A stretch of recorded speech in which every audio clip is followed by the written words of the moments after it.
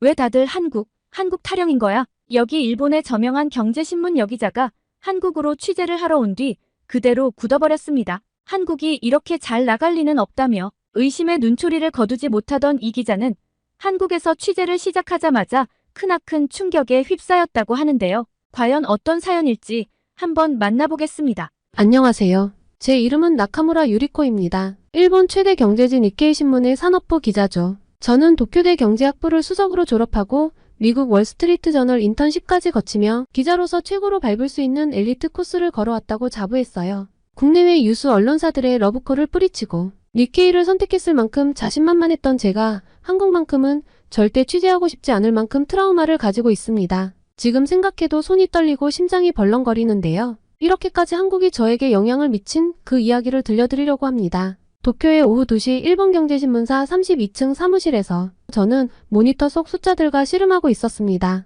아직도 매일이 긴장의 연속이에요. 손목시계로 마감 시간을 확인하며 초조하게 키보드를 두드리고 있을 때였죠. 나카무라 씨, 잠시 시간 있으신가요? 시마다 부장의 갑작스러운 목소리에 저는 하던 일을 멈췄습니다. 평소 신입 기자들과는 눈도 마주치지 않으시던 분이었기에 가슴이 덜컥 내려앉았어요. 실수라도 한 걸까요? 아니면 제가 쓴 기사의 문제라도? 부장님의 책상으로 향하는 짧은 거리가 왠지 길게 느껴졌습니다. 선배들의 시선이 등 뒤로 꽂히는 것 같았어요. 까만 정장 치마를 매만지며 심호흡을 했죠. 시마다 부장의 책상 위에는 두꺼운 영문 보고서가 놓여 있었습니다. 글로벌 R&D 2024라는 제목이 선명했어요. 미국의 브루킹스 연구소에서 발간한 최신 보고서였습니다. 이 자료 한번 보시죠. 특히 24페이지를 주목해주세요. 24페이지를 펼치자마자 저는 숨이 멈췄습니다. 전 세계 R&D 투자 순위가 시각화된 그래프가 눈앞에 있었어요. 1위 미국, 2위 중국, 3위 독일, 4위 일본, 그리고 위에 한국이라는 글자가 선명했죠. 프랑스와 영국 같은 전통적인 선진국들을 제치고 달성한 성과였습니다. 이것도 확인해보세요. 시마다 부장이 건네주신 두 번째 자료는 더욱 충격적이었어요. 한국의 방산 수출이 급증하고 있다는 내용과 함께 특히 호주가 일본 대신 한국의 무기체계를 선택했다는 뉴스였습니다. 어째서 일본이 아닌 한국을? 손끝이 미세하게 떨렸어요. 고등학교 시절의 기억이 갑자기 밀려왔기 때문입니다. 전교 1등이라는 자리가 너무나 당연했던 저에게 전학생 이민주의 등장은 큰 충격이었죠. 한국에서 온 유학생이라고 해서 얕보았던 제 자신이 부끄러워질 만큼 그 친구는 뛰어난 실력을 보여줬어요. 아무리 노력해도 이민주를 이기지 못했습니다. 밤늦게까지 공부하고 주말도 반납하며 죽어라 공부했지만 3년 내내 2등이었죠. 졸업할 때까지 단 한 번도 이민주를 넘어서지 못했다는 사실이 제 자존심에 큰 상처를 남겼어요. 나카무라 씨, 한국으로 가서 이 현상의 실체를 취재해 주셨으면 합니다. 시마다 부장의 말씀에 순간 반사적으로 거절하고 싶었습니다. 전직 외교관이었던 고모의 말씀이 떠올랐어요. 한국은 영원히 일본을 따라잡지 못할 거야. 문화도 기술도 모든 면에서 열등한 나라라니까.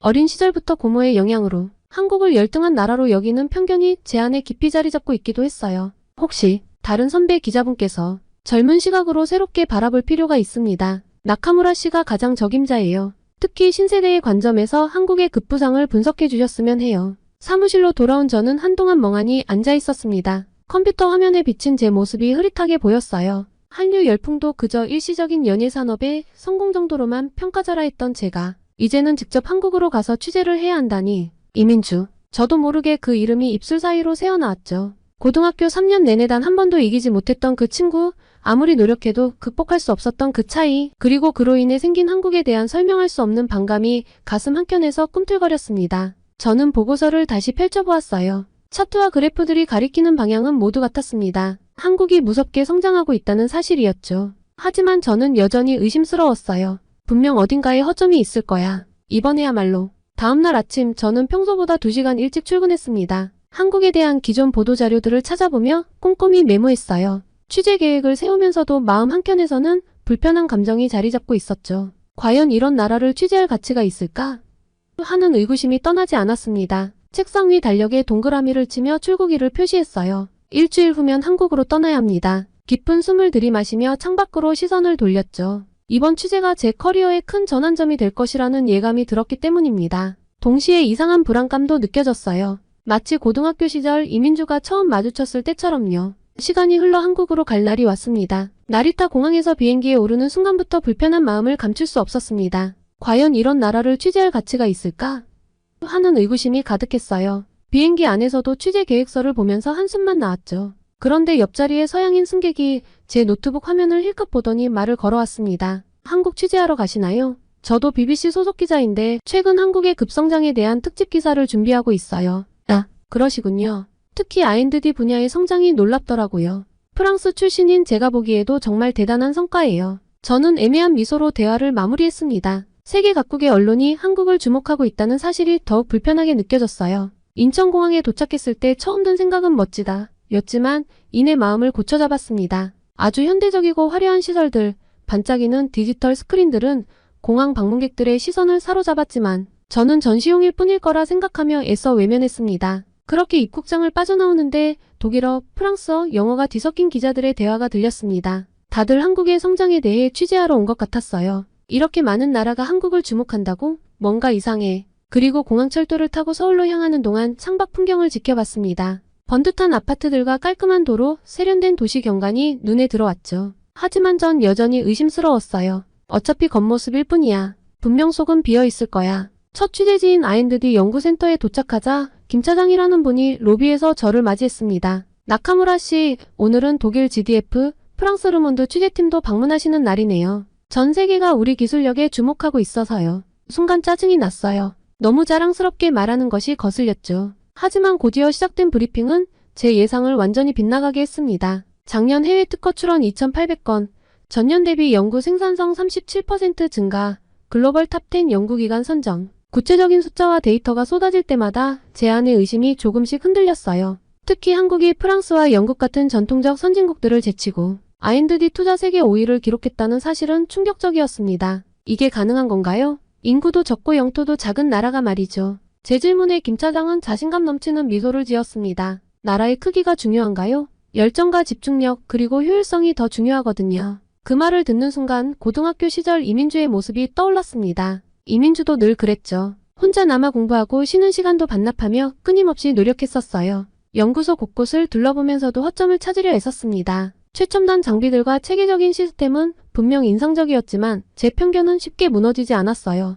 이런 첨단 장비들 전부 수입한 거죠? 아니요, 상당수가 국산입니다. 특히 이 장비는 저희가 자체 개발한 겁니다. 설명을 들을수록 불편했습니다. 마치 고등학교 시절 이민주의 시험 성적이 저보다 높게 나올 때마다 느꼈던 그 불편함이요. 인정하고 싶지 않았던 현실이 눈앞에 있었습니다. 저는 취재를 마치고 나오며 더 세밀한 취재를 결심했어요. 이번에는 반드시 한국의 허점을 찾아내고 말겠어. 고등학교 시절 이민주에게 한 번도 이기지 못했던 것처럼 또다시 패배를 인정하고 싶지 않았기 때문입니다. 호텔로 돌아오는 택시 안에서 오늘 취재한 내용을 정리했습니다. 화려한 서울의 야경이 창밖으로 흘러갔지만 저는 일부러 보지 않으려 했어요. 마치 이민주의 성적표를 외면했던 것처럼 아직은 인정하고 싶지 않았습니다. 이 도시의 실체를 그리고 제 안의 편견이 조금씩 흔들리고 있다는 사실을요. 꼭 허점을 찾아내겠다 마음먹었죠. 다음날 아침 일찍 창원에 있는 방산업체를 찾았습니다. 정문에서 보안 검색을 받으면서도 여전히 의구심이 가득했어요. 뭐 얼마나 대단하길래. 나카무라 씨, 저희 K9 자주포 생산 라인부터 보여드리겠습니다.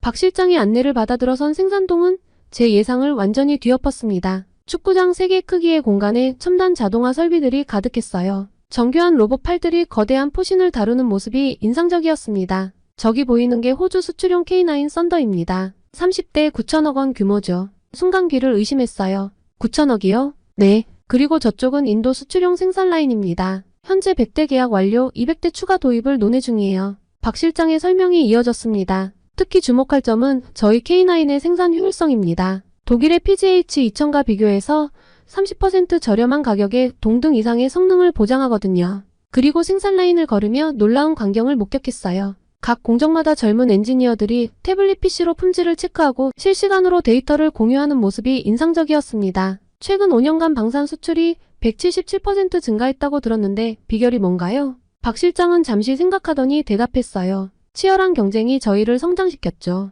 내수 시장이 작다 보니 처음부터 세계 시장을 겨냥할 수밖에 없었거든요. 옆에서 젊은 연구원이 말을 보탰습니다. 작년에 저희가 영국 BAE 시스템과 경쟁했을 때였죠. 상대는 150년 전통을 내세웠지만 저희는 기술력과 가격 경쟁력으로 승부했어요. 테스트 센터로 이동하는 길에 충격적인 소식을 들었습니다. 폴란드, 이집트, 노르웨이 등 세계 각국에서 구매 문의가 쇄도하고 있다는 거예요. 곧 이탈리아, 영국, 독일을 제치고 세계 3위 방산 수출국이 될 겁니다. 그 말을 듣는 순간 저는 또다시 이민주와 경쟁했던 기억으로 빠져들었습니다. 고등학교 때 이민주가 전국 수학경시대회에서 1등했다고 했을 때의 그 충격이 다시 느껴졌죠. 저는 더 객관적인 설명이 필요하다고 생각했어요. 그건 바로 일본인 학자의 시각이 필요한 순간이었습니다. 오후에 서울대학교 군사학과의 다나카 교수와의 미팅을 잡고 급히 서울로 올라왔습니다. 20년간 한일 방위산업을 연구해온 일본인 교수라고 해서 기대가 컸어요. 교수님, 한국의 방산 성장이 정말 실체가 있는 걸까요? 저는 제발 아니길 바라며 간절한 눈으로 교수님을 보고 있었습니다.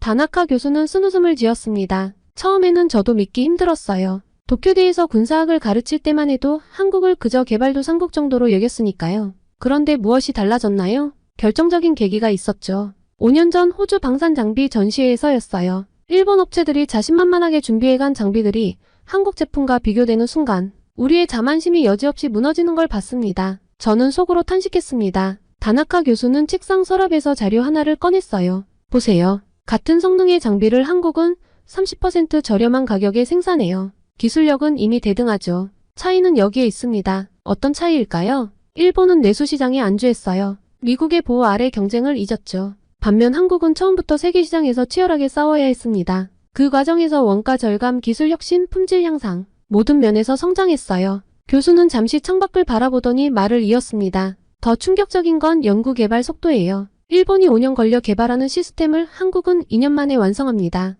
의사결정이 빠르고 젊은 인재들의 도전 정신이 넘쳐요. 네? 하지만 일본에도 우수한 엔지니어들이. 맞습니다. 하지만 우리는 기존의 성공에 취해 있었어요. 미쓰비시, 가와사키. 대기업들이 정부 발주에만 의존하다 보니 혁신의 동기가 사라졌죠. 반면 한국의 방산업체들은 생존을 위해 끊임없이 진화해야 했습니다. 다나카 교수의 목소리에 안타까움이 묻어났어요. 우리는 우산 속에서 안주하다 비가 그친 것도 모르고 있었던 겁니다. 세계는 이미 변했는데 일본만 제자리에 멈춰 있었죠. 그렇다면 앞으로는 한국이 곧 세계 3위 방산 수출국이 될 겁니다. 이미 영국, 프랑스와 어깨를 나란히 하고 있어요. 일본이 배워야 할 때입니다. 기술력만으로는 부족해요. 한국처럼 과감한 도전정신, 효율적인 생산체계, 그리고 무엇보다 세계를 상대로 경쟁할 수 있는 용기가 필요합니다. 다나카 교수의 말이 가슴에 깊이 박혔습니다. 일본인 교수의 입에서 나온 이 말은 제 마지막 의심마저 깨뜨렸어요. 연구실을 나오면서 휴대폰으로 찍어둔 K9 생산라인 사진들을 다시 봤습니다. 첨단 장비들, 젊은 엔지니어들의 자신감 넘치는 표정, 세계 시장을 향한 담대한 도전. 더 이상 의심할 여지가 없어 보였습니다. 호텔로 오는 택시 안에서 오늘 취재 내용을 정리하면서 한숨이 나왔습니다. 고등학교 때 이민주에게 느꼈던 그 불편한 감정이 다시 올라왔지만 이번에는 뭔가 달랐어요. 부정하고 싶은 현실 앞에서 저는 조금씩 변화하고 있었나 봅니다. 그리고 다음날 서울 여의도의 한 연구소에서 저는 일본 방위산업의 충격적인 실상을 듣고 있었습니다. 20년간 일본 방산업체를 분석해온 김현우 연구원의 설명이었어요. 나카무라 씨, 이 자료 한번 보시죠. 미쓰비시 중공업, 가와사키 중공업, IHI. 이 기업들의 공통점이 뭔지 아세요? 김 연구원이 보여주는 도표는 충격적이었습니다. 일본의 주요 방산업체들이 정부 보호 아래 각자의 영역을 나눠 갖고 있다는 거예요. 예를 들어 미쓰비시는 전차, 가와사키는 함정, IHI는 미사일. 이렇게 제품별로 미리 할당이 되어 있습니다. 경쟁이 없으니 혁신도 없죠. 그게 정말인가요? 직접 확인해 보시죠. 여기 미쓰비시 중공업의 지난 10년간 특허 출원 건수예요. 한국의 같은 분야 기업과 비교하면 도표를 보며 저는 충격에 빠졌습니다. 특허 출원 건수가 한국의 3분의 1 수준이었어요. 더 놀라운 것은 신규 기술 개발 비율이었죠. 대부분이 기존 기술의 개량에 그쳤다고 해요.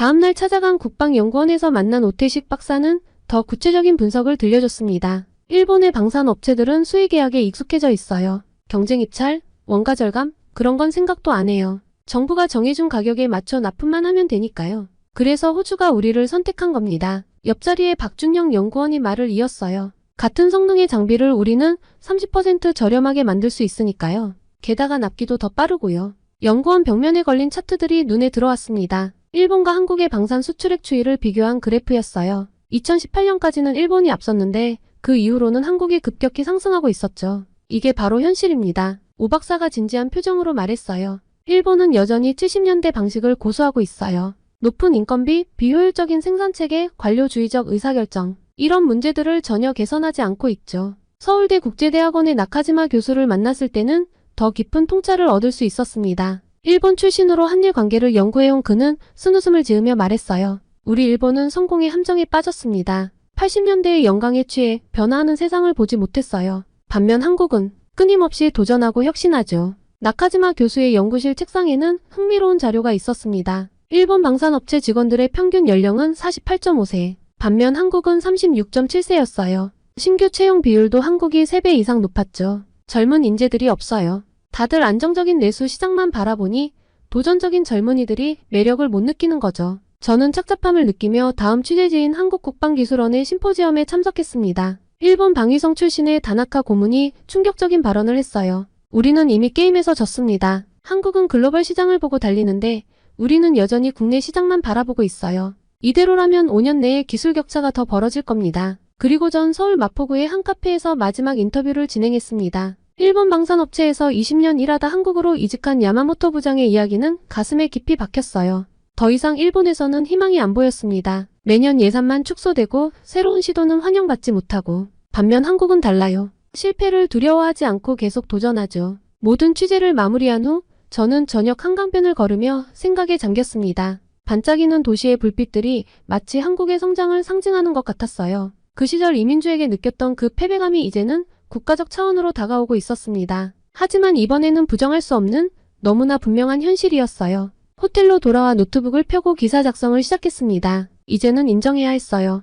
우리 일본이 한국에 뒤처지고 있다는 현실을. 마치 고등학교 시절 이민주에게 졌던 것처럼 이번에도 현실을 직시해야 할 때였습니다. 저는 해질녘 종로의 좁은 골목길에 발을 들였습니다. 하루 종일의 취재로 목과 어깨가 뻐근했어요. 양옆으로 낡은 간판들이 줄지어 있는 골목에서 구수한 된장찌개 냄새가 코끝을 스쳤죠. 평소 같았으면 호텔 근처 프랜차이즈 식당에서 대충 끼니를 해결했겠지만 오늘은 왠지 모르게 발걸음이 이끄는 대로 걷고 싶었습니다. 저는 어느 낡은 간판이 달린 가게 앞에서 멈췄습니다. 20년은 됐을 법한 목재 미닫이 문을 열자 칼칼한 고춧가루 향이 확 끼쳐왔어요. 어서 오세요. 주방에서 무언가를 휘휘 젓고 계시던 60대쯤 되어 보이는 아주머니가 고개를 돌려 환하게 웃으셨습니다. 주름진 얼굴에서 따스함이 묻어났어요. 제가 휴대폰으로 번역기를 들어보였습니다. 일본 분이세요? 얼굴이 좀 피곤해 보이시네요. 아주머니는 불판 위에서 지글지글 익어가는 고등어를 뒤집으시며 말씀하셨어요. 오늘 특별히 만든 북엇국이 있어요. 한번 드셔보실래요? 낡은 테이블과 의자 군데군데 바른 벽지. 하지만 묘하게 정감이 가는 공간이었습니다. 아주머니는 재빨리 테이블을 닦으시고는 김이 모락모락 나는 보리차부터 내오셨어요. 서비스예요. 요즘 날씨가 쌀쌀해졌잖아요. 곧이어 나온 북엇국은 기대 이상이었습니다. 시원하면서도 깊은 맛이 혀끝에 감돌았어요. 옆에 놓인 10가지도 넘는 밑반찬들은 하나하나가 정성이 깃들어 있었죠. 저는 빨리 한국말로 번역을 했습니다. 아주머니, 이 김치 정말 맛있어요. 그래요? 어제 담근 건데 다행이네요. 여기 겉절이도 한번 드셔보세요. 새로 담갔어요. 식사하는 내내 아주머니는 수시로 제 상태를 살피시며 밥을 더 담아주셨습니다. 일본에서는 상상할 수 없는 친근함이었죠. 마치 오랫동안 굶주렸던 마음이 따뜻해지는 기분이었습니다. 계산을 하려는데 아주머니가 작은 유리병을 내미셨어요. 이따가 호텔 가서 드세요. 직접 담근 대추차예요. 단골들만 챙겨드리는데 특별히 아가씨도 주고 싶어요. 요새 환절기라 감기 조심하셔야 해요. 저는 가슴이 따뜻해졌습니다. 한국에 와서 처음으로 느낀 정이었어요. 저는 연신 감사하다는 인사와 함께 식당을 나섰습니다. 어느새 하늘은 짙은 남색으로 물들어 있었어요. 서울의 밤거리를 걸으며 휴대폰으로 메모를 정리하려는 순간 화면이 꺼져버렸어요. 이런, 배터리가 완전히 방전된 겁니다. 당황한 마음에 주변을 둘러보니 낯선 건물들 뿐이었어요. 호텔 이름은 알지만 정확한 위치가 떠오르지 않았습니다. 초조한 마음의 발걸음을 서두르다 보니 더욱 길을 잃어버린 것 같았어요. 눈물이 왈칵 쏟아질 것 같았죠. 저기, 혹시 도움이 필요하신가요? 어두워진 거리에서 불쑥 들린 목소리에 흠칫 놀랐습니다. 하지만 가로등 아래 서 있는 청년의 모습은 왠지 신뢰가 갔습니다. 단정한 옷차림에 친절한 미소를 띤 그는 자신을 박은수라고 소개했습니다. 그는 서툴지만 일본어로 말을 했어요. 일본으로 워킹홀리데이를 잠시 온 적이 있다고 했었습니다. 이건 정말 행운이었어요. 제 폰으로 도와드릴게요. 호텔 이름은 아시죠? 은수 씨의 스마트폰 화면에서는 놀라운 일들이 벌어졌습니다. 호텔을 검색하자마자 실시간길 안내가 뜨고 곧바로 택시 호출 화면으로 넘어갔어요. 택시 오는데 5분 정도 걸리네요. 조금만 기다리시면 돼요. 근처에 택시를 잡아서 바로 배차하는 시스템 같았습니다. 택시가 도착했다는 알림이 울렸지만 은수 씨는 여전히 자리를 뜨지 않았어요. 제가 안전하게 택시에 탑승하는 것까지 확인하고 나서야 인사를 건넸죠. 우리는 인스타그램 친구를 했어요. 은수 씨가 일본에 왔을 때 꼭 도울 일이 있으면 돕겠다고 했습니다. 또 한 번 한국인에게 감사함을 느끼는 순간이었죠. 오늘 하루가 주마등처럼 스쳐 지나갔습니다. 방산업체에서 만난 열정적인 엔지니어들, 연구소의 혁신적인 과학자들, 그리고 식당 아주머니와 은수까지. 이들에게서 본 것은 단순한 기술력이 아닌 그 이상의 무엇이었어요. 호텔방에 도착해서 아주머니가 주신 대추차를 마시며 생각에 잠겼습니다. 이제야 알 것 같았습니다. 이민주의 뛰어남은 단순한 노력의 결과가 아니었어요. 그 안에는 따뜻한 인간미와 끊임없는 도전 정신이 조화롭게 어우러져 있었던 거죠. 밤늦게까지 노트북에 오늘의 취재를 정리하면서 새로운 통찰을 얻었습니다. 한국의 진정한 경쟁력은 첨단 기술과 따뜻한 정이 자연스럽게 공존하는 데 있었던 거예요. 그리고 그 비밀을 오늘 하루 동안 저는 온전히 체험한 것 같았습니다. 그렇게 도쿄로 돌아온 지 일주일 만에 연재 기사가 실렸습니다. 한국의 저력, 우리가 모르는 이웃의 성장이란 제목의 기사는 신문 3면을 차지했고 웹사이트 메인에도 실렸어요. 편집부에서는 제가 쓴 원고를 거의 그대로 실어주었죠. 젊은 시각으로 본 새로운 발견이라며 오히려 더 과감하게 표현하라고 격려해 주셨어요. 하지만 기사가 나가자마자 상황은 심각했습니다. 신문사 웹사이트 댓글창에는 1시간 만에 3,000개가 넘는 댓글이 달렸어요. 대부분이 매국노 한국에 매수당했다는 악성 댓글이었죠. 특히 충격적이었던 건 이런 기자는 일본 언론사에서 쫓아내야 한다는 댓글이 무려 8,000개의 좋아요를 받았다는 거예요. 어떻게 우리나라 기자가 이런 기사를, 한국의 기술력이 우리를 앞섰다니 말도 안 되는 소리. 분명 뒷돈을 받았을 거야. 조사해봐야 해. 나카무라 유리코. 이 이름 잊지 않을 거다. 오후에 책상 위에 놓인 검은색 봉투를 발견했습니다. 우익단체에서 보낸 협박성 편지였어요. 붉은색 매직으로 조선의 스파이, 민족의 배신자라는 글자가 거칠게 적혀 있었고 신문에 실린 제 사진 위에 붉은 표시가 그어져 있었습니다. 편지 속에는 더 충격적인 내용이 있었어요. 당신의 주소를 알고 있어요. 우리는 당신을 지켜보고 있습니다. 앞으로 이런 기사를 쓴다면. 손이 떨려왔습니다. 옆자리에 스즈키 선배가 제 안색이 안 좋은 걸 눈치채고 물었어요. 나카무라 씨 괜찮으세요? 네, 괜찮습니다. 입으로는 그렇게 말했지만 무서웠습니다. 그날 밤 SNS에서 제 자택 주소가 유출됐다는 연락을 받았거든요. 누군가 제 개인정보를 해킹한 것 같았습니다. 시마다 부장님의 배려로 회사 게스트하우스로 거처를 옮겼지만 불안한 마음은 쉽게 가라앉지 않았어요. 창밖을 내다볼 때마다 누군가 지켜보고 있는 것 같았죠. 그런데 이틀 뒤 예상치 못한 곳에서 변화가 감지되기 시작했습니다. K-팝을 좋아하는 팬들이 모이는 온라인 커뮤니티에서였어요. 평소 K-팝과 한국 드라마를 좋아하던 한 대학생이 제 기사와 테러당한 댓글들을 정리하여 긴 글을 올렸더군요. 여러분, 우리가 좋아하는 한국 문화만 봐도 알 수 있지 않나요? 한국은 이미 많은 면에서 우리를 앞서가고 있어요. 아이돌 퍼포먼스 퀄리티 드라마의 영상미. 이런 게 어떻게 가능했는지 이제야 조금 이해가 돼요. 사실 전 K-팝만 좋아했는데 나카무라 기자님의 기사를 읽고 한국의 진짜 모습을 알게 된 것 같아요. 그 글에 젊은 독자들의 호응이 이어졌습니다. 맞아요. 저도 처음엔 그냥 K-팝만 좋아했는데 점점 한국의 다른 것들도 눈에 들어오기 시작했어요. 기술도 서비스도. 한국 화장품 회사에 인턴십 하면서 느꼈어요. 우리가 많이 뒤처져 있다는 걸. 우리가 그동안 너무 우물안개구리였던 것 같아요. 이웃 나라를 제대로 보려고도 안 했죠. 특히 인상 깊었던 건 한 엔지니어의 댓글이었어요. 저는 한국 기업과 협업한 경험이 있습니다. 그들의 빠른 의사결정과 효율적인 시스템을 보면서 많이 배웠어요. 나카무라 씨의 기사는 우리가 마주해야 할 현실을 정확히 짚어주었습니다. 하지만 여전히 비판의 목소리가 더 거셌습니다.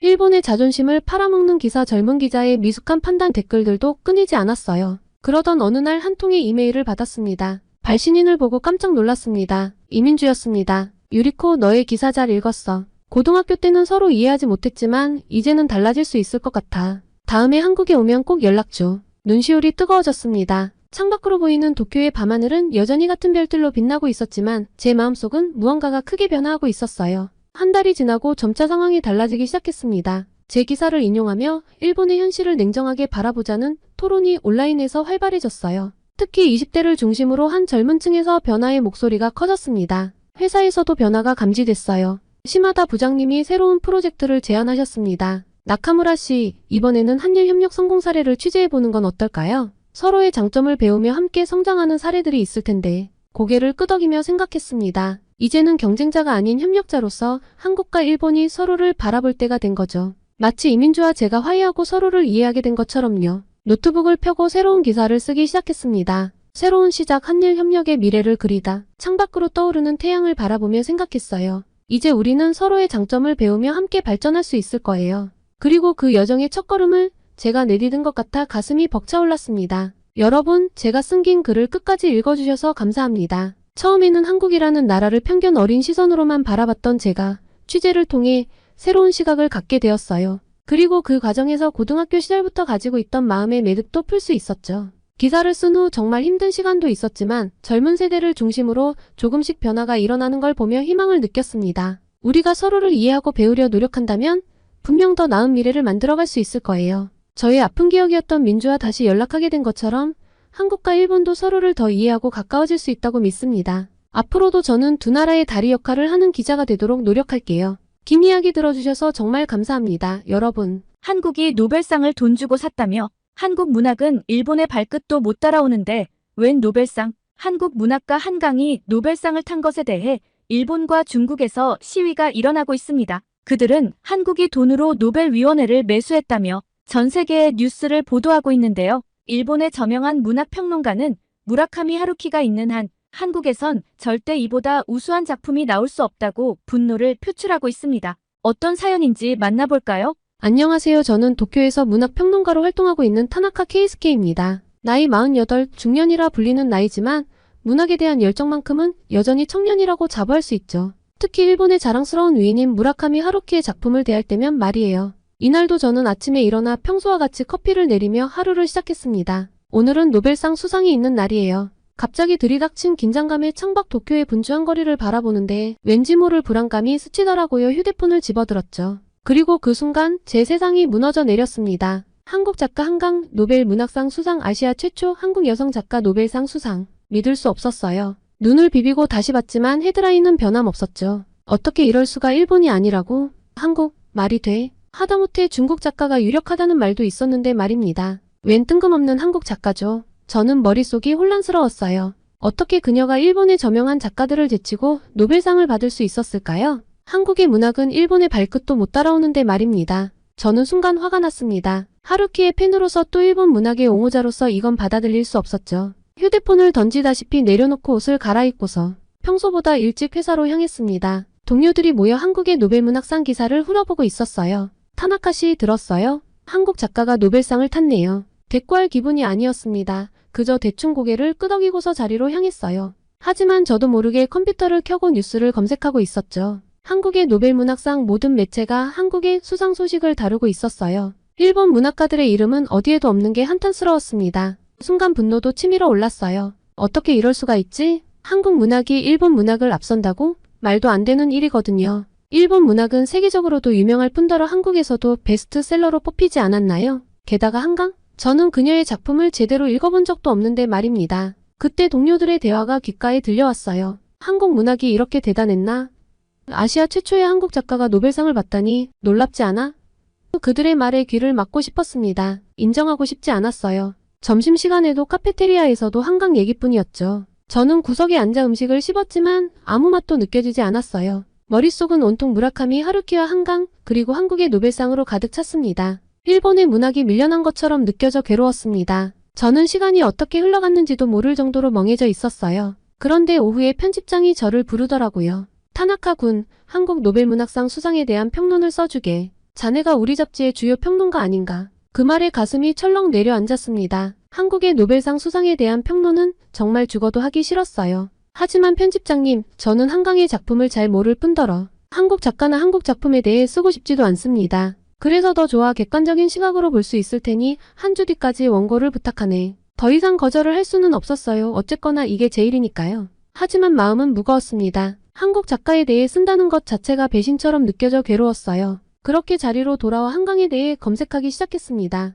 그녀의 작품 목록, 수상 경력, 인터뷰들을 읽으면 읽을수록 마음이 복잡해졌어요. 한국 문학의 작품성을 인정하고 싶지 않았지만 그녀의 이력은 무시할 수 없을 정도였죠. 글쎄요. 하루키의 작품과는 전혀 다른 분위기와 다른 주제를 저는 이해할 수 없었습니다. 어떻게 이런 작품이 노벨상을 받을 수 있는 거죠? 퇴근 시간에 책상 위 하루키의 책들을 바라봤어요. 그의 작품들을 읽으며 느꼈던 감동과 밤을 새워가며 썼던 평론들이 모든 게 무의미해진 것 같았습니다. 그리고 집으로 돌아가는 길에 저는 서점 앞을 지나다 발걸음을 멈췄어요. 한강의 책이 전면에 진열되어 있었거든요. 손이 저절로 뻗어갔지만 마지막 순간에 멈췄습니다. 아직은 받아들일 수 없었어요. 그렇게 집에 도착해 TV를 켰습니다. 뉴스에서는 여전히 한강 얘기뿐이었어요. 채널을 돌리고 또 돌렸지만 벗어날 수 없더라고요. 결국 TV를 끄고 침대에 누웠습니다. 저는 천장을 바라보며 생각에 잠겼어요. 제가 정말 문학을 사랑하는 건지 아니면 그저 하루키라는 우상을 숭배하고 있었던 건지. 그 생각이 가슴을 옥죄었습니다. SNS는 한강에 대한 찬사로 가득했죠.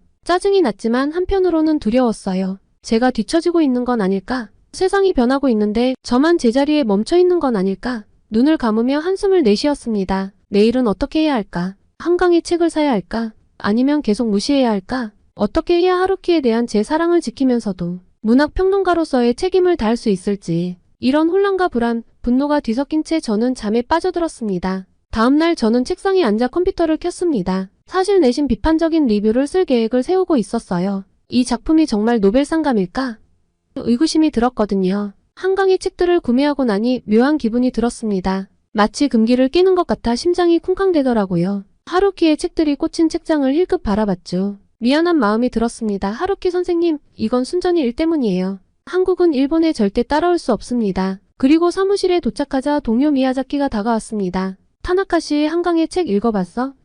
고개를 저으며 대답했습니다. 아직 곧 읽어볼 거야. 미야자키의 눈에 흥미로운 빛이 스치며 빛났어요. 정말 대단해요. 나는 채식주의자를 읽고 충격받았어. 그 말에 과연 어떤 내용일까? 정말 노벨상을 받을 만한 걸까? 의심과 호기심이 뒤섞였습니다. 점심시간 책상 위로 배달된 채식주의자를 바라봤습니다. 결국 점심을 먹으며 책을 읽었어요. 오후 내내 일에 집중하려 했지만 자꾸 그녀의 책이 손에 잡혔습니다. 이상하게 끌리면서도 거부감이 들었달까요? 퇴근 후 집으로 돌아와 본격적으로 읽기 시작했습니다. 페이지를 넘길수록 묘한 매력을 느꼈고 저는 새벽 2시가 되어서야 책을 덮을 수 있었습니다. 머릿속이 복잡했죠. 이게 정말 노벨상 받은 작품인가? 하면서도 한편으론 인정하고 싶지 않은 감정이 들었어요. 저는 결국 채식주의자 리뷰를 쓰기 시작했습니다. 하지만 쉽지 않았어요. 비판하려 했던 마음과 달리 작품의 깊이에 대해 인정하고 싶은 마음이 들었습니다. 내적 갈등이 심해졌거든요. 처음 의도와는 다르게 꽤 긍정적인 평가가 되어 스스로 당황했습니다. 하지만 여전히 확신은 들지 않았죠. 이게 정말 제 솔직한 생각일까? 편집장에게 리뷰를 제출하면서 묘한 느낌이 들었어요. 제가 쓴 글이 맞나 싶었습니다. 편집장은 리뷰를 읽고 만족스러운 표정을 지었어요. 좋은 글이군. 타나카군. 생각보다 객관적이야. 그 말을 들으니 왠지 모를 자부심이 들었지만 동시에 죄책감도 느꼈습니다. 일본 문학가 하루키에 대한 배신감 같은 것이 들었거든요. 저는 그렇게 한강의 작품 하나하나 읽어가기 시작했습니다. 이런 감정은 처음이었습니다. 한강의 문학이 가진 힘을 느꼈어요. 제가 여전히 무라카미 하루키를 존경하고 사랑했지만 이제는 그것이 전부가 아니라는 걸 알았습니다. 편집장은 제 글을 읽고 놀란 표정을 지었죠. 타나카군, 자네 정말 많이 변했어. 좋은 방향으로 말이야. 그 말을 듣고 생각했습니다. 정말 제가 변한 걸까요? 아니면 원래 이런 모습이었는데 단지 몰랐던 걸까요? 어쨌든 이 변화가 좋았습니다. 한국 문학이 이렇게 대단한 줄 몰랐어요. 한 동료가 말했습니다. 저는 고개를 끄덕이며 대답했죠. 맞아요. 한강뿐만 아니라 다른 한국 작가들의 작품도 정말 훌륭해요. 우리가 미처 몰랐던 거죠. 오후에 편집장이 제자리로 왔습니다. 타나카군, 한국 문학 특집을 준비하고 있는데 자네가 맡아줬으면 해. 그 말을 듣고 가슴이 벅차올랐습니다. 제가 한국 문학을 일본에 소개할 수 있다니 이런 영광이 있을까요? 저는 퇴근 후에 서점에 들렀습니다. 한국 문학 코너로 향했죠. 이제는 한강 외에도 다른 한국 작가들의 이름이 눈에 들어오더라고요. 그들의 책을 하나둘 집어들며 생각했습니다. 이 모든 걸 놓치고 있었다니 제 스스로에게 평론가 자격이 없다고 생각까지 미치자 괴롭고 부끄러웠어요. 전 집에 돌아와서 한국 문학 특집을 위한 기사를 쓰기 시작했죠. 저도 모르게 손가락이 키보드 위를 춤추듯 움직였어요. 글을 쓰면서 한국 문학의 깊이와 다양성에 대해 더욱 깊이 이해하게 되었습니다. 한국인들의 틀을 깬 사고방식과 문체나 글 묘사는 경외심을 불러일으키며 저를 감탄하게 했어요. 한국 문학은 단순히 아시아의 한 국가의 문학이 아닙니다. 그것은 인류 보편적인 가치와 감정을 다루는 세계 문학입니다. 제가 쓴 문장을 읽으며 가슴이 뭉클해졌어요. 이제야 진정한 문학의 의미를 깨달은 것 같았죠. 한국 노벨 문학상 수상 직후부터 문학계는 그야말로 폭풍의 한가운데 있었어요. 저는 이제 한국 문학 작품의 열렬한 지지자가 되어 있었죠. 한국인들이 문화에서 유일무이한 업적을 이뤄내고 있다는 것은 부정할 수 없는 사실입니다. 그때였습니다. 제 휴대폰에 천인공노할 만한 메시지가 도착한 것이요. 중국 유명 평론가 앙리, 한국 노벨상은 돈으로 산 것 주장 파문. 순간 피가 거꾸로 솟는 것 같았습니다. 어떻게 이런 터무니없는 주장을 할 수 있지? 노벨상을 돈 주고 매수할 수 있다는 생각 자체가 잘못된 것이거든요. 분노가 일었어요. 그 중국인 평론가의 주장은 가히 자극적이었습니다. 한강의 노벨상은 완전한 사기다. 그들은 우리를 바보로 아는가? 한국 정부가 막대한 돈을 들여 로비한 것이 분명하다. 노벨위원회는 돈에 눈이 멀었고 한국은 문학성이 아닌 돈으로 상을 샀다. 한강의 소설은 역사를 왜곡하고 중국을 모욕하는 쓰레기일 뿐이다. 이런 작품이 노벨상을 받다니 노벨상의 권위가 땅에 떨어졌다. 한국은 문학을 정치적 도구로 사용하고 있다. 우리는 이 음모를 폭로해야 한다. 한국의 문화 제국주의를 막아야 한다. 그들은 K-팝, K-드라마로 사람들을 세뇌하더니 이제는 문화까지 오염시키고 있다. 세계여 눈을 뜨라. 그의 주장은 아주 가관이었습니다. 저는 바로 사무실로 달려갔습니다. 역시 모두가 그 기사에 대해 이야기하고 있었어요. 이건 말도 안 돼요. 중국의 질투가 하늘을 찌르네요. 우리가 뭔가 해야 하지 않을까요? 의견이 분분했습니다. 편집장이 저를 불렀습니다. 타나카-군 이 사태에 대해 어떻게 생각하나? 잠시 고민하다 대답했습니다. 편집장님, 당연히 터무니없는 말이죠. 제가 직접 이 주장의 진위를 파헤쳐 보겠습니다. 편집장은 흔쾌히 승낙했어요. 그 즉시 재조사가 시작되었습니다. 먼저 노벨위원회 관계자들과 연락을 취했어요. 쉽지 않았지만 끈질긴 노력 끝에 한 관계자와 통화할 수 있었습니다. 우린 매년 그런 터무니없는 주장들을 듣죠. 노벨상의 권위는 그런 하찮은 소문에 연연치 않아요. 한국 문학가의 수상은 순전히 그녀의 문학성 때문입니다. 그 어떤 외부 요인도 개입되지 않았어요. 다음으로 세계 각국의 문학평론가들을 접촉했죠. 프랑스의 가장 권위 있는 문학 잡지 중 하나인 NRF의 저명한 평론가 피에르는 이렇게 말했습니다. 한강의 작품은 인간 존재의 본질을 파고듭니다. 한국 문학은 국경을 초월합니다. 미국의 유명한 문학 잡지인 페리스 리뷰의 평론가 제시카도 한강을 옹호했습니다. 한국 작가 한강의 작품들은 최고의 소설 중 하나입니다. 한국의 노벨 문학상은 당연한 결과죠. 하지만 황리의 주장을 지지하는 목소리도 있었어요. 중국의 또 다른 평론가 장 웨이는 이렇게 말했습니다. 한국 정부가 막대한 자금을 투자해 노벨상 로비를 했다는 소문은 사실입니다. 이는 조사해볼 가치가 있죠. 전혀 근거가 없는 말에 화가 났지만 객관성을 유지하려 노력했습니다. 모든 의견을 경청하고 기록했어요. 조사 끝에 저는 방대한 보고서를 작성했습니다. 결론은 명확했죠. 정해진 결과였지만 논리적으로 반박할 수 있었습니다. 한국의 노벨 문학상 수상은 순전히 한강의 문학적 업적 때문이에요. 그 어떤 금전적 거래나 정치적 로비의 흔적도 찾을 수 없었어요. 바로 보고서를 발표하자 문학계가 술렁였습니다. 많은 이들이 재조사 결과를 지지했고 한국에 대한 옹호의 목소리가 더욱 커졌어요. 하지만 황리는 물러서지 않았습니다. 그는 자신의 SNS에 이렇게 썼습니다. 타나카의 보고서는 편향되었다. 그는 한국 문학의 주구에 불과하다. 정말 웃기지도 않는 소리입니다. 제가 무라카미 하루키의 빠돌이이며 일본 문학을 찬양하는 제 지난 글들이 모든 것들을 증명할 수 있거든요. 그때 편집장이 왕리와 공개 토론을 해보는 것을 제안했습니다. 흔쾌히 수락했죠. 바로 열린 온라인 화상 회의실은 전 세계의 문학 팬들로 가득 찼습니다. 왕리가 먼저 입을 열었어요. 한강의 작품은 과대평가되었습니다. 이번 한국의 노벨상 수상은 정치적 결정일 뿐입니다. 저는 여유롭게 대답했어요. 한강의 문학은 인간의 본질을 파고듭니다. 그녀의 작품은 국경과 문화를 초월한 보편적 가치를 담고 있어요. 이것이 바로 노벨상의 가치 아닙니까? 토론은 3시간 동안 치열하게 이어졌습니다. 왕리는 계속해서 음모론을 제기했고 저는 제가 조사한 사실들을 하나하나 제시했습니다. 마지막 발언 시간 저는 말했어요. 그녀의 문학은 우리에게 인간다움이 무엇인지 묻습니다. 이것이 바로 진정한 한국 문학의 힘입니다. 노벨상은 그저 그 가치를 인정한 것일 뿐이에요. 토론이 끝나고 투표가 이어졌습니다. 결과는 압도적이었어요. 80% 이상의 시청자가 제 주장에 동의했습니다. 처참한 결과에 왕리는 잠시 침묵하더니 이렇게 말했습니다. 당신의 열정에 감동받았습니다. 나는 다시 한강의 작품을 읽어보도록 하죠. 그 순간 온라인 채팅창이 폭발했습니다. 전 세계의 문학 팬들이 한강을 지지하는 메시지를 쏟아냈어요. 한강의 문학 만세. 아시아 문학의 자부심. 한국의 노벨상은 당연한 결과다. 왕리와의 격렬한 토론 이후 저는 깊은 안도감과 함께 묘한 흥분을 느꼈습니다. 한강의 문학성을 입증하는 데 성공했다는 기쁨도 컸지만 그보다 더 큰 변화가 일본 문학계에 일어나고 있음을 직감했어요. 다음날 아침 일본 최대 일간지에 제 기사가 실렸습니다. 한국 문학은 세계를 변화시킨다. 많은 이들이 호응했고 한국에 대한 관심이 폭발적으로 증가했어요. 서점에 갔더니 한강의 책이 베스트셀러 1위를 차지하고 있더군요. 그 옆으로 다른 한국 작가들의 책도 줄지어 있었죠. 집으로 돌아오는 길 하늘을 올려다봤습니다. 별들이 유난히 밝게 빛나고 있었습니다. 마치 한강의 문학처럼 우리의 영혼을 밝히는 빛 같았습니다. 다음날 아침 사무실로 향하는 지하철에서 주변을 둘러보니 여러 사람들이 한강의 책을 읽고 있었어요. 불과 몇 주 전만 해도 상상할 수 없었던 광경이었죠. 제 가슴이 뜨거워졌습니다. 사무실에 도착하자 동료들이 저를 둘러쌌습니다. 타나카 씨 정말 대단해요. 당신 덕분에 한국 문학의 진가를 알게 됐어요. 진정한 평론가이시네요. 그들의 눈빛에서 진심 어린 존경을 느낄 수 있었습니다. 그때 편집장이 저를 불러 말했어요. 타나카-군, 자네 덕분에 우리 잡지의 위상이 크게 올랐어. 한국 문학 특집을 기획하고 싶은데 자네가 총괄해 주었으면 해. 이 제안에 가슴이 벅차올랐습니다. 드디어 제가 꿈꾸던 일을 할 수 있게 된 거예요. 특집 기획을 시작하면서 일본 문학계 전반의 변화의 조짐이 보이기 시작했습니다. 여러 문학 평론가들이 한강의 작품을 분석하는 글을 발표하기 시작했고, 대학에서는 한국 현대 문학 강좌가 개설되었어요. 곧바로 도쿄에서 한국 문학의 밤 행사가 열렸습니다. 행사장은 발 디딜 틈 없이 붐볐고, 참석자들의 눈빛에서 한국 문학에 대한 진정한 관심과 애정을 읽을 수 있었어요. 한국의 문학은 단순히 한국의 이야기를 넘어 인류 보편의 가치를 다루고 있습니다. 한국인들의 작품을 통해 우리는 자신의 내면을 들여다보고 인간의 존엄성에 대해 생각하게 되죠. 제 발표가 끝난 후 한올루 문학평론가가 다가와 말했어요. 타나카 씨, 당신 덕분에 우리 일본 문학계가 새로운 시각을 갖게 되었소. 한국 문학에 대한 우리의 편견을 깨는 데 큰 역할을 해주었소. 이 말에 가슴이 뭉클해졌습니다. 제가 정말 의미 있는 일을 하고 있다는 확신이 들었습니다.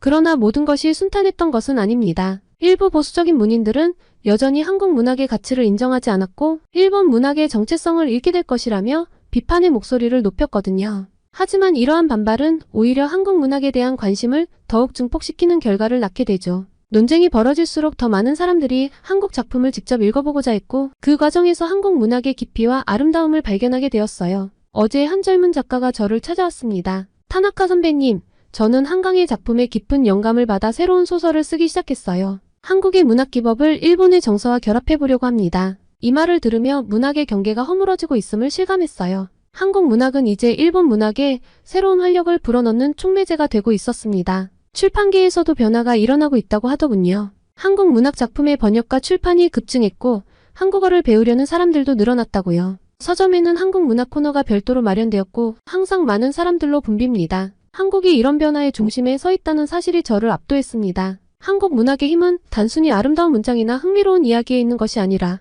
인간의 마음을 움직이고 세상을 바라보는 시각을 바꾸는 데 특화되어 있죠. 이 깨달음을 바탕으로 저는 지금 한국 문학 새로운 지평을 열다라는 제목의 책을 쓰기 시작했어요. 이 책에서 저는 한강을 비롯한 여러 한국 작가들의 작품을 분석하고 그들의 문학이 어떻게 일본 문학계에 새로운 바람을 일으켰는지 서술하고자 합니다. 책이 출판되어 성공하면 저는 일본과 한국을 오가며 강연을 하고 싶군요. 강연을 통해 저는 양국의 문학이 서로 영향을 주고받으며 발전할 수 있다는 메시지를 전하고 싶습니다. 편집장이 저를 불러 말했습니다. 타나카-군, 자네를 우리 잡지의 아시아 문학 섹션 책임자로 임명하고 싶네. 한국 문학을 중점으로 각 아시아의 문학을 소개하는 역할을 맡아주게. 이 제안에 저는 주저없이 승낙했습니다. 이제 제 시야는 한국을 넘어 아시아 전체로 확장되고 있었거든요. 모두 한국이 영감을 준 덕분입니다. 저는 집으로 돌아와 책장을 바라보았습니다. 하루키의 책들과 한강의 책들이 나란히 꽂혀있는 모습이 눈에 들어왔습니다. 그 광경이 마치 제 인생의 여정을 보여주는 것 같았어요. 창밖을 바라보니 밤하늘의 별들이 반짝이고 있었습니다. 문득 한강의 소년이 온다의 한 구절이 떠올랐습니다. 우리는 별이 되어 다시 만날 거예요.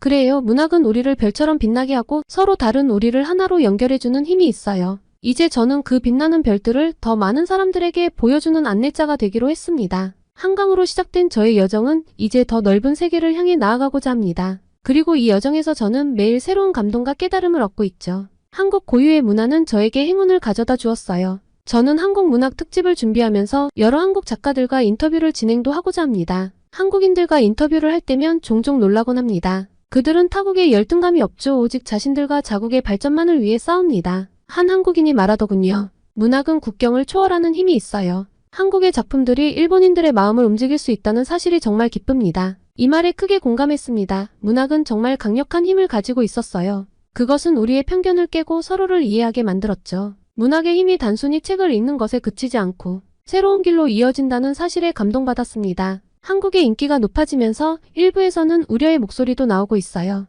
일본 문화의 정체성이 흔들리는 것 아닌가? 이런 질문을 받을 때마다 저는 이렇게 대답했습니다. 문학의 본질은 인간의 보편적 가치를 탐구하는 것이죠. 한국 문학을 통해 우리는 우리 자신을 더 깊이 이해할 수 있게 되었어요. 이는 일본 문학의 발전에도 큰 도움이 될 것입니다. 그리고 저는 확신했습니다. 이 여정이 저를 그리고 우리 일본인들을 더 나은 곳으로 이끌어줄 것이라고. 한국 문화의 긍정적인 영향을 믿으며 저는 오늘도 펜을 듭니다. 한국인 시청자 여러분, 제 이야기를 들어주셔서 감사합니다. 저의 사연을 통해 한강의 문학 그리고 한국 문학의 세계를 탐험하는 동안 여러분도 많은 감동과 깨달음을 얻으셨기를 바고 있어요. 문학의 힘은 참으로 놀랍습니다. 그것은 우리의 시야를 넓히고 서로를 이해하게 만들며 때로는 우리 자신조차 몰랐던 내면의 목소리를 들려주니까요. 무라카미 하루키만 찬양하며 일본 문학의 우수성만을 고집했던 제가 이렇게 한국에 의해 달라진 변화처럼 모두 새로운 문학을 통해 성장하고 변화할 수 있습니다. 한국 노벨상 수상에 대한 전 세계의 관심과 열정이 이 이야기를 완성했네요. 각자의 마음속에 어떤 울림이 남았는지 어떤 생각들이 피어났는지 궁금합니다. 댓글로 남겨주시면 제가 번역기를 돌리며 읽어보도록 할게요. 저의 이야기가 여러분의 일상에 작은 빛이 되었기를 그리고 앞으로 더 다양한 문학작품을 만나는 계기가 되었기를 바랍니다. 다시 한번 노벨 문학상 수상을 축하드립니다. 한국. 여러분의 삶에 언제나 여러분만의 훌륭한 문학이 있기를 바라며 제 사연은 여기까지입니다. 시청해주셔서 감사합니다.